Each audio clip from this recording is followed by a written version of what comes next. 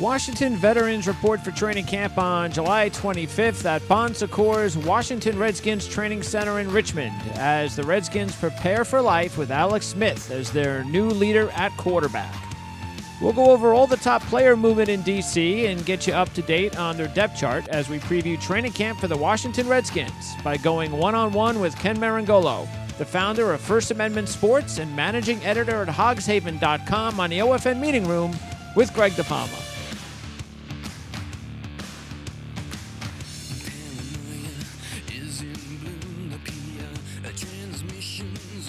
It's Tuesday, July 10th, 2018. I'm Greg DePalma. Thanks for tuning into the OFN Meeting Room as we continue to preview NFL training camps for the 2018 NFL season with managing editor at hogshaven.com and the founder of First Amendment Sports, Ken Marangolo. Ken, thanks for helping us talk Washington Redskins football today.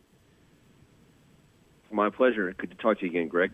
All right, Ken. So the Redskins, it's been a while since the fan base has enjoyed the certain level of success that I know you were once used to way back when. Matter of fact, no playoff wins since 2005. Have only reached double-digit wins 3 times since the 1991 Super Bowl season, and each time they won only 10 games. So it's really surprising how long it's been since the Redskins have had sustained success. What's the difference this time around as far as the fan base, or at least what they believe is different, optimism-wise, heading into training camp? First of all, Greg, when you're trying to bum me out on this fine Tuesday night, is my dog terminally ill? Am I losing my house? For goodness sakes. It's not that bad. That's what the record says. That's what the record says. That's true. We have short memories here in Washington. And in fact, you mentioned it at the top. I am old enough to remember watching burgundy and gold football players hoist Lombardi trophies. And there's so many around here that aren't, and it's freaky. It has been a long time. And the good news about the NFL is every August, 32 teams have reason to believe, and I think the Redskins are among teams who aren't fooling themselves for being optimistic. We've been there before. We have been that fan base that had unrealistic expectations, but this has been what I would consider a professional off season, and there's been a lot of positive in the summertime, whereas in past years there's been empty moves and unprofessional off season. So let's get to it, Greg, because I think we got some good stuff to talk about. All right, and by the way, I also want to let everybody know that you also host the official Washington Redskins show at hogshaven.com called The Audible. How long have you been doing that for, and when does that air? So Kevin Ricka, Tim Strachan, and myself have been getting together for 3 years, almost, in the basement on Tuesday nights to talk Redskins football, among other things, at First Amendment Sports podcast studios here in Kensington, Maryland. We love it. We think the story is generally positive, and for folks who are interested in hearing more on a regular basis about why you should be happy about being a Redskins fan, check us out, First Amendment Sports. Right now we're on our show, our off-season show, which is entitled Off-Season on the Brink. It always seems to be. And then our regular season content is called After the Whistle. And we basically cover the Redskins the way you would cover any great television show, because really that's what Redskins football is. It's like the best show on television. All right, if you say so. Let's get to the roster now. We're going to start with the quarterback position. Of course, why not? Kirk Cousins is gone. Alex Smith is in. And, not only is Alex Smith in, but he signs a 4-year extension with $71 million guaranteed. So what was that all about? Because Kirk Cousins made a lot of money guaranteed, too. I mean, when I saw that, I was like, well, wait a second. Why didn't they just sign Kirk Cousins for that amount of money? Was the relationship just over at that time? And what did you think about the deal to get Alex Smith?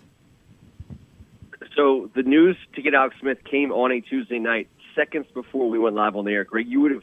Man, if you think about all those awesome Nat Scraps shows we did where awesome things happened while we were talking, we were literally going live on the air as we make the deal for Alex Smith. We didn't even believe it at first. We thought someone was, playing a joke because at that point in time, obviously, Kirk Cousins, he wasn't a Viking at that point.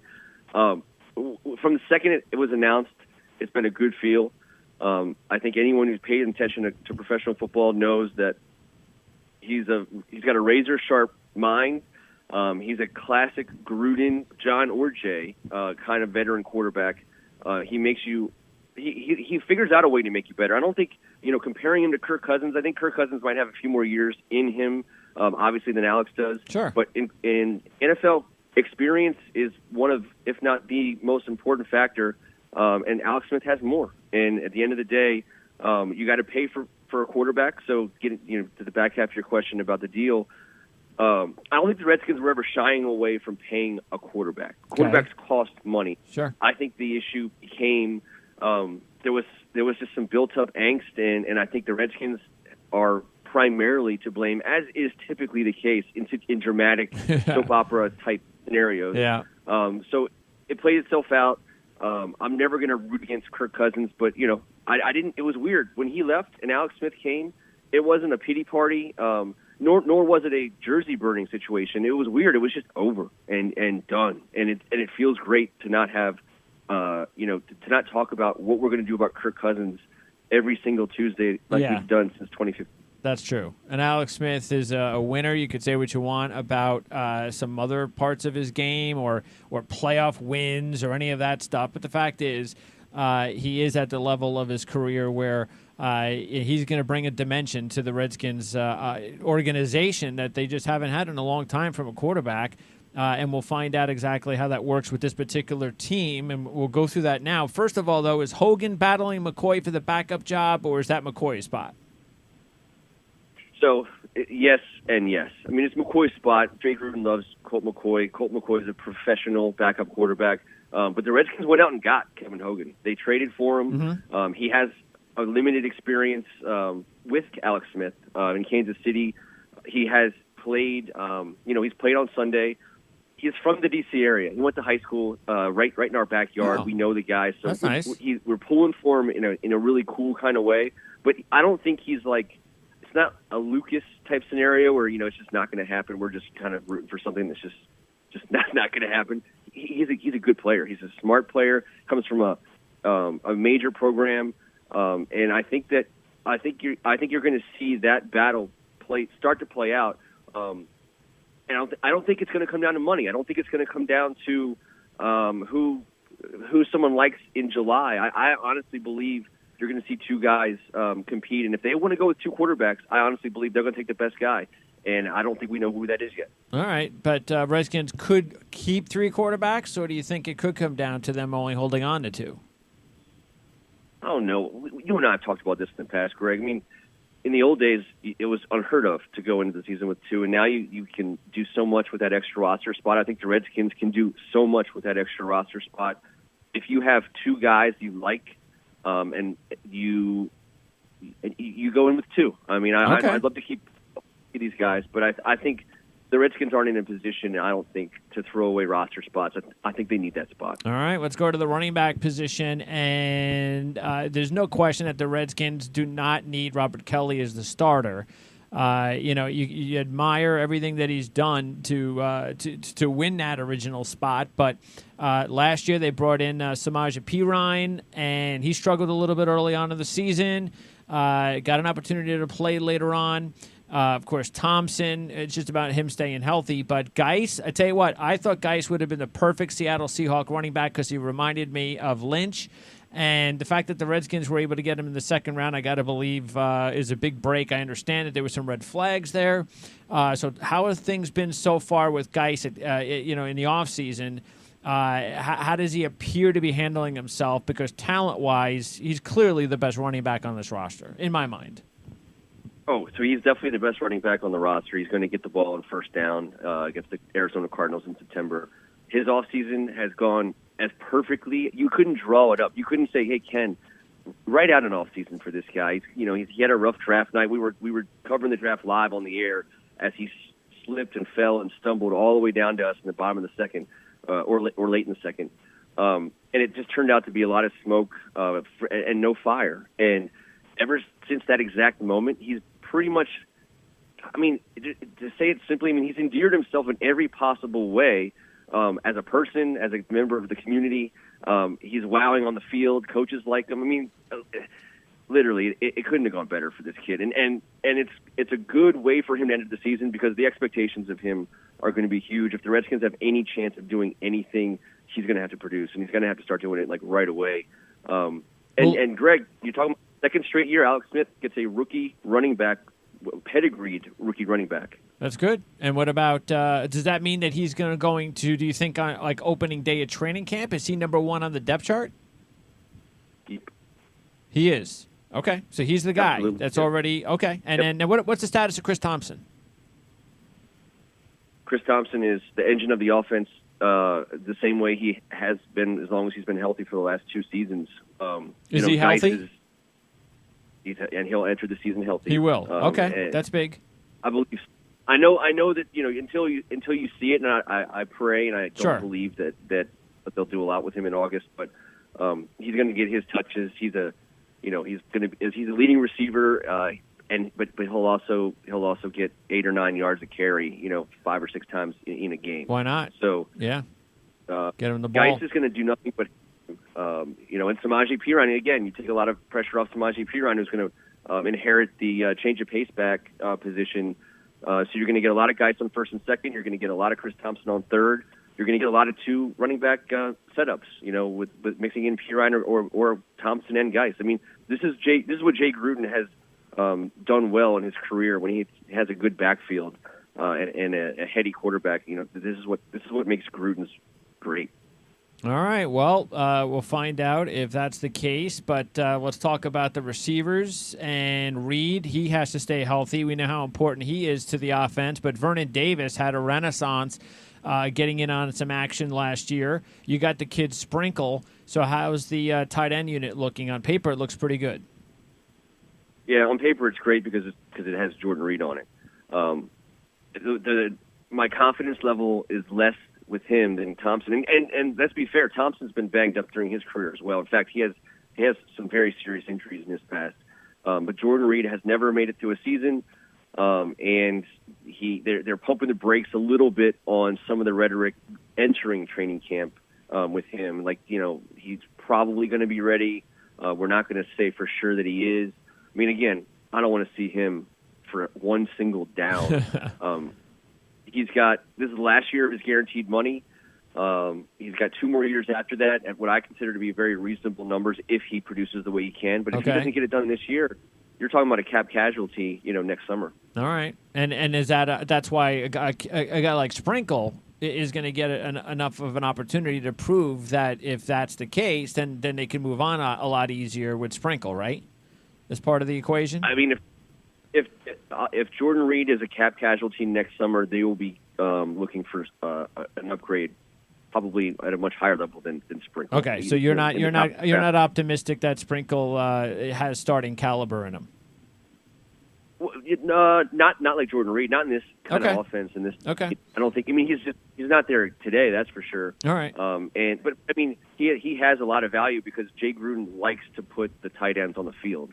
And if they can all catch, and at least some of them can block, because Jordan Reed can't block, then he can do a whole lot. And we both know Alex Smith can use a tight end. All right. And Vernon Davis, that was a big surprise, wasn't it, to get the production out of him last year? Because a lot of people thought he was washed up. And another local guy who did great. But, again, history with Alex Smith. I don't think Alex Smith has thrown more touchdowns. At least to a tight end, than he has to Vernon from their 49er days. So there's familiarity there. Vernon's got a year under his belt. Kirk Cousins and Alex Smith are both adept at finding the those tight ends inside the hash marks. So I think Vernon Davis could easily have another big year because if our guys are healthy, and I know we're going into wide receivers, but if our guys are healthy. You're not putting your best cover guys on Vernon Davis. He's going to have matchup benefits all year if these other guys can play. Yeah. Now, you look at the receivers, and is Doxson ready to become a number one? Because Crowder's a nice player, but he's not a number one. Richardson, it's going to be very interesting to find out what he does outside of Seattle if he's healthy, because I think he's a very talented player back from his college days, and it's just a matter of him staying healthy in my mind. But we'll see. He's in a new offense, so that's a big question mark. And you add a couple of rookies, including the free agent Simi Cobbs, and then you got a couple other guys on the roster. But Doxson first. Can he be a number one? Well, he can be. I mean, he's a beast athlete, total animal in terms of raw ability and athleticism.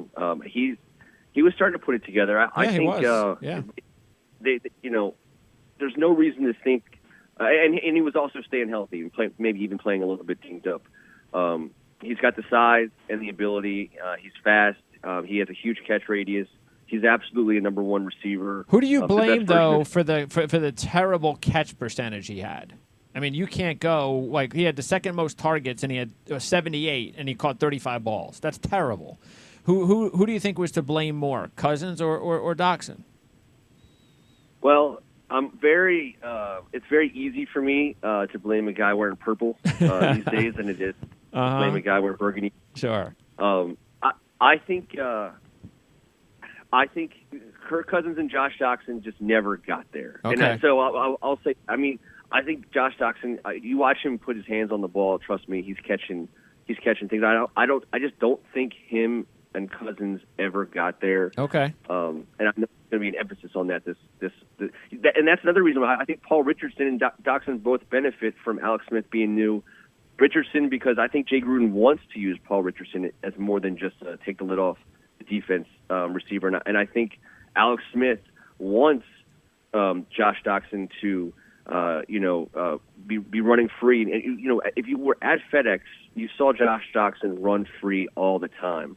And he didn't get the ball a lot in those situations. And Jay Gruden was bitter about it. And he alluded to it, and he even said, Kirk ached the ball at times. He wants air under the ball way more than Kirk was willing to do it. And Alex Smith is a very accurate deep ball thrower. So you're going to see Richardson going deep. You're going to see Doxson going deep. And both of them are capable of being deep threats. Who's a better fantasy value? If everyone's healthy, it should be Doxson because it just should be. All right. That's good to know. And anything yet from the other receivers? Whether it's Trey Quinn or Simi Cobbs or Davis or Quick, any of those guys standing out so far, or are they just going to be depth guys? I mean, Brian Quick's a survivor. I didn't think he would make it last offseason, and then he did. And then when he got on the field, he actually produced. In a weird way, he was actually very efficient and productive when they asked him to be. Mm-hmm. So I think he's got a leg up. This guy, Trey Quinn, the last guy drafted, right? I mean, We're talking about a guy who's, I don't even think we're questioning whether he makes the roster right now. I mean, I think he's making our team. I do. I know. Okay. And on the list, Robert Davis, Simi Cobbs, you said, Maurice Harris. These are players that can absolutely play.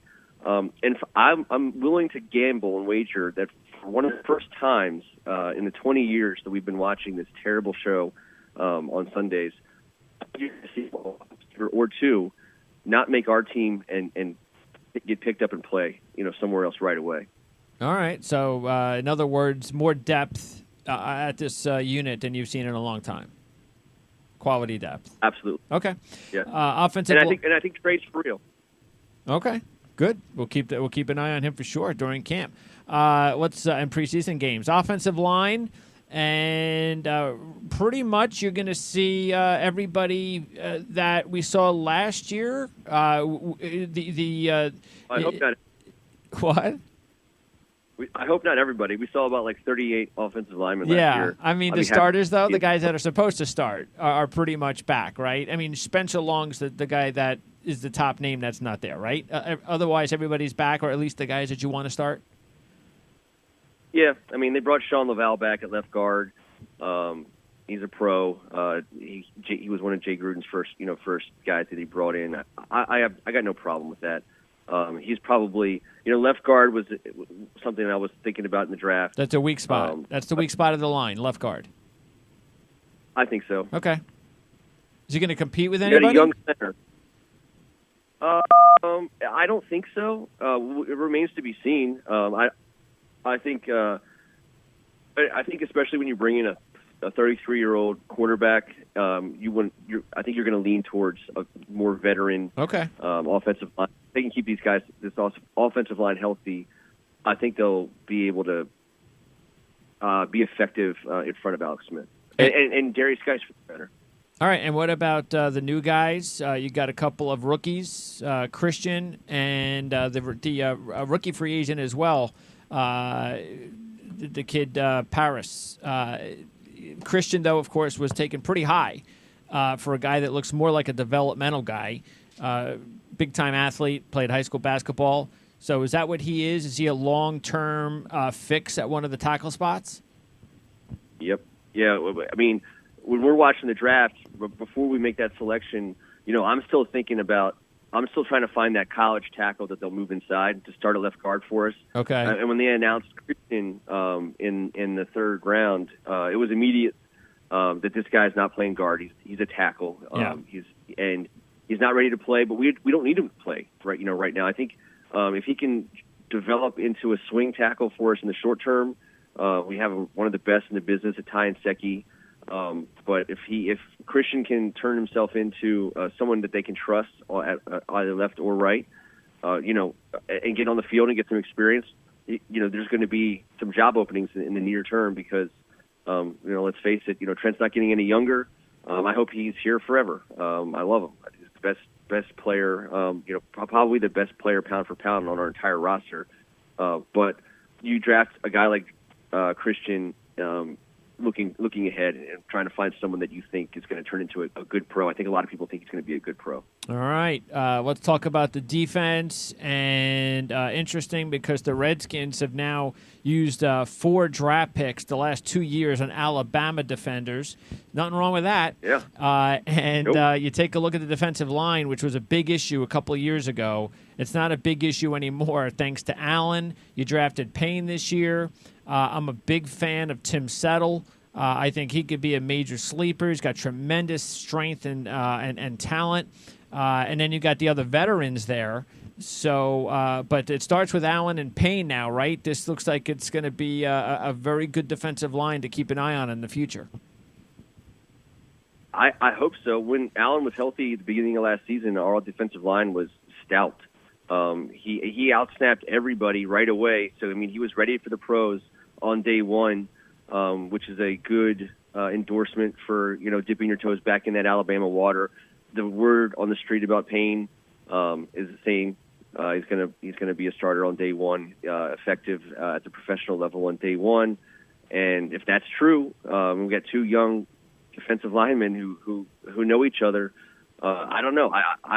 I'm enthusiastic. I'm optimistic. I don't think Redskins fans are ready for it because this will be something we haven't seen before, and I think that it could be. It's next level. It's a next level defensive line. Is Allen healthy? Is Allen back to being ready to go? Anything that you've heard that says he's not going to be ready to go at training camp? I have not heard anyone say he won't be ready to be our starting defensive lineman this season. Okay. And anybody else to keep an eye on? It looks like the rest of the guys are veterans that make up the rest of the unit. Anybody else that I should know about, we should know about, besides Settle, who I mentioned already? Last off-season, Phil Taylor had like a huge August. He was going to be our starting, middle of our starting defensive lineman, right in the middle. He's going to be our guy. He got hurt. He's back playing. I don't really know. I haven't heard anything about him that says like he's what he was last year.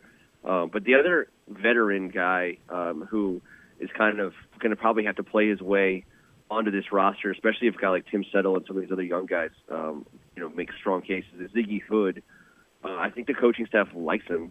I think he gets on the field and he acts like a pro. I don't think he'll make the team. But I think he's probably looking on the outside of the bubble at this very. I agree. Yeah, because you got a couple other guys, the other veteran guys there on the line that should make it.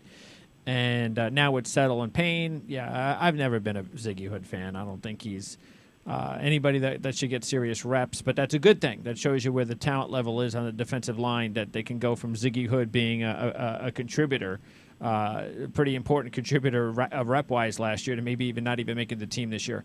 At linebacker, you've got some talent there. Of course, Kerrigan leads the way. You bring in Pernell McPhee as a free agent. It's another player that has to stay healthy. Ryan Anderson, another Alabama player there, along with Preston Smith, who had 8 sacks last year. Zach Brown was a nice find late in free agency. And then another Alabama linebacker drafted a little late, Sean Dion Hamilton, who is a run stuffer. He is added to the list. So talk about this group. Who are the guys to keep an eye on? All right, so you look at going into the season, they're probably most comfortable with Mason Foster at that inside spot with Zach. Okay. But it's not sexy. I mean, Mason's a crowd favorite because he does. What's that? No, I was going to say, Foster's a professional. He's not a star. Exactly. He's not an impact player. He's just a professional. Yeah, and that's great. And we're waiting for the young guys. I don't know if they want Ryan Anderson playing on the inside. That didn't seem like that last season. I don't know if Sean Dion Hamilton is ready to take over in that spot. But those are exciting athletes. If they can find a way to get them on the field, and if it ends up being Mason Foster's spot, maybe not all of Mason Foster's responsibilities. I mean, Mason Foster does a lot for the Redskins on the field, for the coaches, and that's going to keep him out there probably for the near term. But Ryan Anderson is a stud athlete.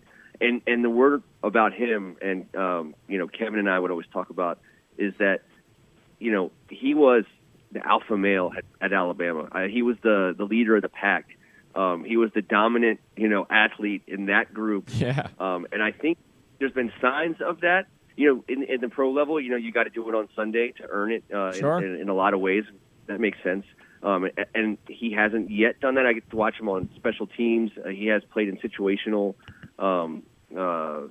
defensive packages, but if he can be something, it would be special because he's a second round pick. He's pedigreed. He's raw. He's so raw. I don't think he blows anyone's skirt up with measurables and metrics, but on the field, he's just a really awesome football player. And I think if he can be the guy, that would be pretty awesome to watch. So pretty much Preston Smith, Kerrigan, and Brown, those are your top 3 guys. And then it's a matter of you're hoping that a Ryan Anderson, or who knows, maybe even a Sean Dion Hamilton, one of those other younger guys might be able to crack the unit as well. And not rely too much on Mason Foster, who wasn't like Mason Foster played a whole lot last year, but fact is you've got some guys that are developing, and both of them are Alabama guys. So is there anybody else, or is that it? Pernell McPhee, is he somebody that they're going to count on for anything? Yeah, I mean, I think he's going to make the team, and he's talented, and he'll be.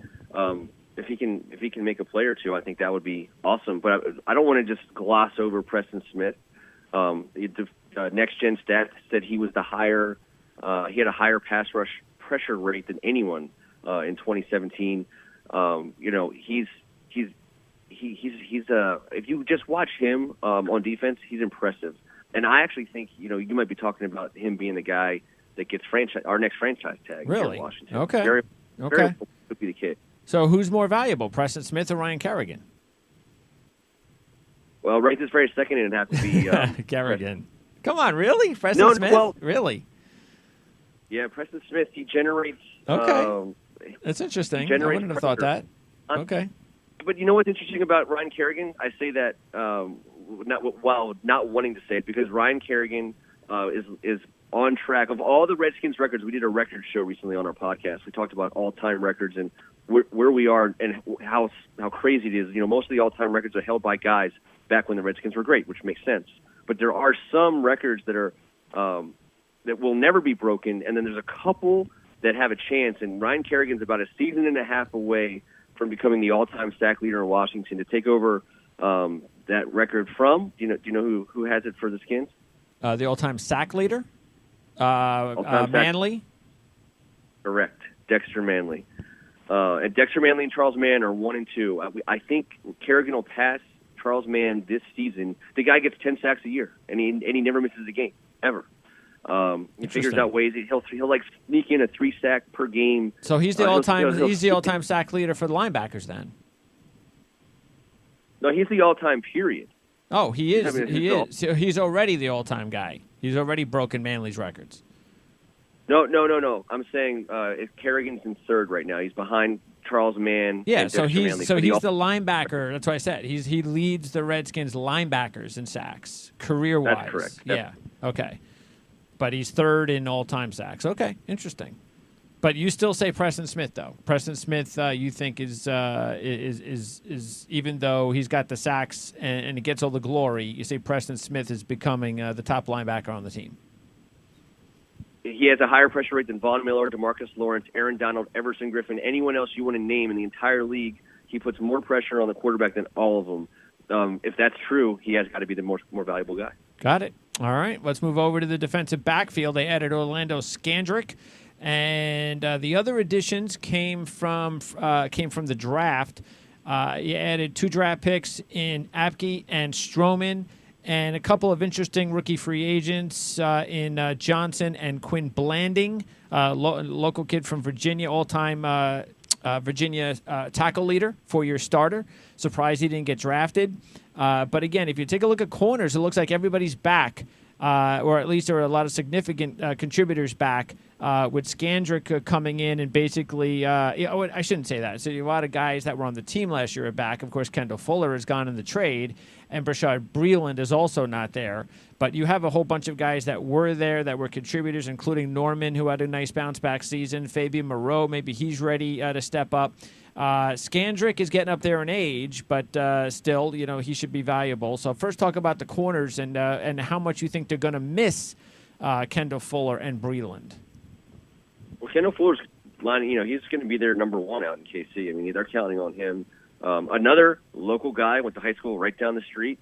Then you watch the Redskins dip their pen in that ink on occasion with regularity lately, which is the Virginia Tech program, both Settle and Stroman. We're going to miss Kendall Fuller, but Fabian Moreau was the same kind of draft pick for us that Kendall Fuller was, in that injury senior year combine period pushed both of those players down in the draft. Yep. That's how we got both of those. Fabian Moreau is a very, very good football player. I watch him religiously when he's on the field. He's a fun athlete to watch. He has size, athleticism. He does have a nose for the ball. And with Josh Norman on the other side of the field, they're going to throw it at him. So he's going to have opportunities. I'm super excited about watching him this season. He's going to have to do it because, again, no Kendall. Yeah, Scandrick is going to be the slot guy, right? He basically replaces Kendall. Is that how it's going to work with Norman and Moreau on the outside?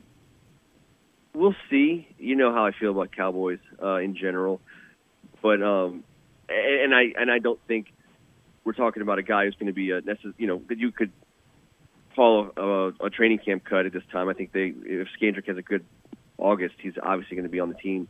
I think they want to go Norman, Dunbar, Moreau as their 3 corners. Who plays inside, Moreau or Dunbar?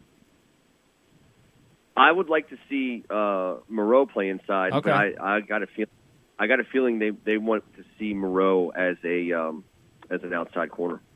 All right, and then as far as the safeties, you got Swearinger, who had a really good season last year, played just about as many snaps as any Redskin, and so he's back. And also DeShazier Everett. Not that he had a great year, but he was starting safety. So is he definitely going to start, or is there a battle there with some of the other younger players that I've already mentioned to play alongside Swearinger?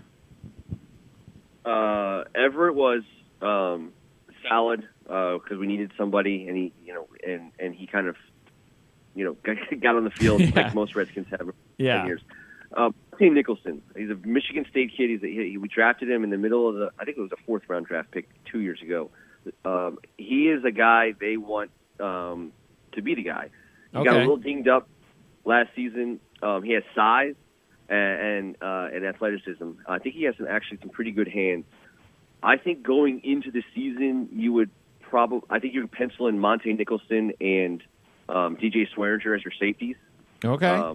And maybe they won't force it. You also got a Fish Smithson out there, the Abkey, obviously.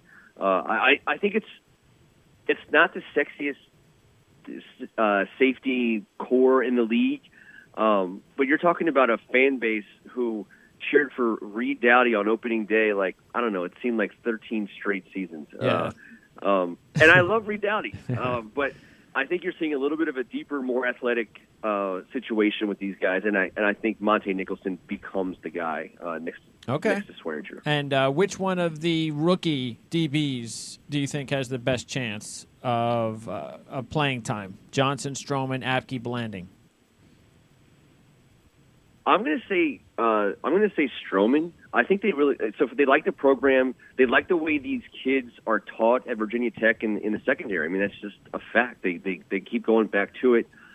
He's a productive. He might be the guy who becomes our slot corner. By the end of the season, it would not surprise me at all if he edges his way onto the field as a slot corner, maybe through injury or maybe through necessity. But he's athletic and he has just a ton of experience. He played at a pretty high productive level for a power program, and I think he's the guy you look at of all those names you gave me. I think he's the guy you look at as someone who could compete for a spot earlier in the season than later.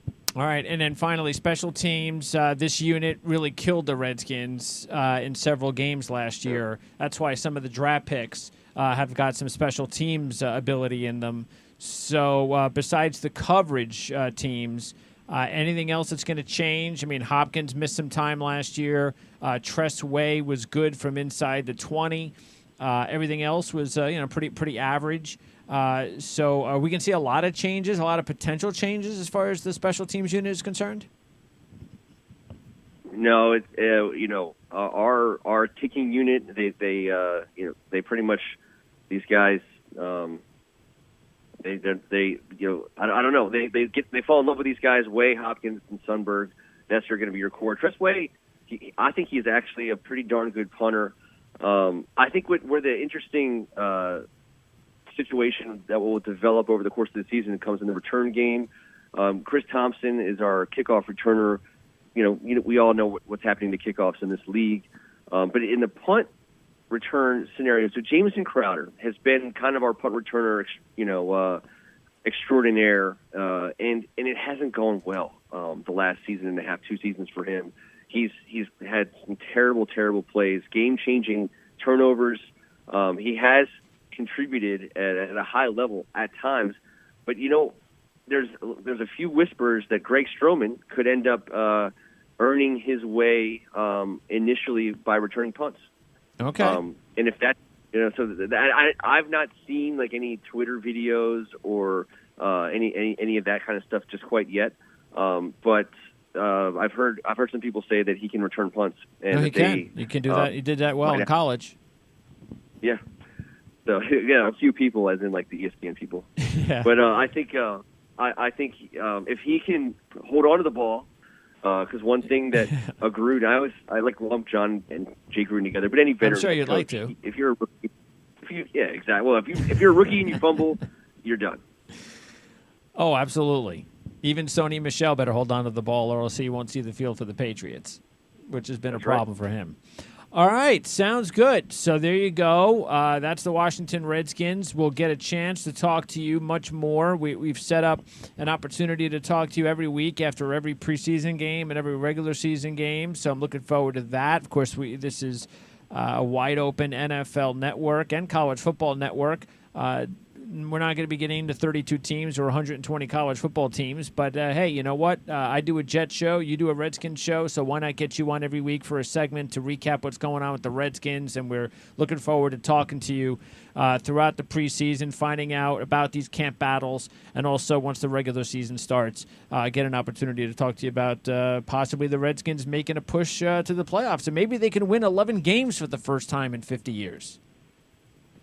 They're plus 350 to get to the postseason. I think it's the best value on the board. If you find yourself at a sports book, and you're not being biased. I'm not being biased at all. I mean, look at who makes the play in the NFL every year. Somebody like the Redskins every single year. You're absolutely right. And where's your value? You're not getting plus 350 on some of the other teams that you know won't make it or that you know will. So you got to go for the value. And also, obviously, I'm looking forward to hearing on a weekly basis how much of this show I got wrong, how much of what actually happens. Well, you better not. Well, I'll fire you. Yes. Well, even though I'm not paying you. Hey, got to produce. All right, Ken, I appreciate it. Looking forward to talking to you again in, who knows, I guess about a month or so. It'll be here before we know it. Isn't that awesome? Can't wait, especially since I'm getting sick and tired of watching baseball and what's going on with our Nats right now. So football couldn't come any faster, and I look forward to finding out more about the Redskins on a weekly basis real soon. Yes, sir. I'm looking forward to it myself. All right. Thanks a lot, Ken. Appreciate it. All right. That's Ken Marangolo. And, again, you can check out Ken. His podcast is called The Audible. And it's a D.C. podcast, by the way. So not just about the Redskins. They talk about a whole bunch of stuff. And that is also something that you could find out over at First Amendment Sports, where Ken is the founder. And also, of course, his work at hogshaven.com. So we'll get into all of that throughout the season. We have more than enough time to talk to Ken Marangolo about the Washington Redskins this season. So looking forward to doing that. And also how that impacts all the teams in the NFC East. We still have to talk Eagles football, by the way, which we are going to be doing real soon. I think a week from Friday, we're talking Eagles, I believe. And that'll wrap up the NFC East here. On our training camp coverage, because we've already been able to get through the Dallas Cowboys, the New York Giants, and now the Washington Redskins. We will be back again tomorrow for more training camp coverage when we have the Cincinnati Bengals and the Oakland Raiders to preview. So that's tomorrow here on the Our Football Radio Network. Don't forget to go to ourlads.com for the NFL Draft Review Guide. It's available right now. It's been out for about a week or so. And follow us on Twitter at PrimeSN. That's when you can get our announcements on when these interviews and shows are available. Because when they're available, we're going to let you know right away. For Ken Marangolo, I'm Greg DePalma. Thanks for tuning in to this Washington Redskins training camp preview edition of the Our Lads Football Radio Network. And we'll see you again tomorrow, right here on the OFN, where it's never too early to think about the start of the 2018 football season.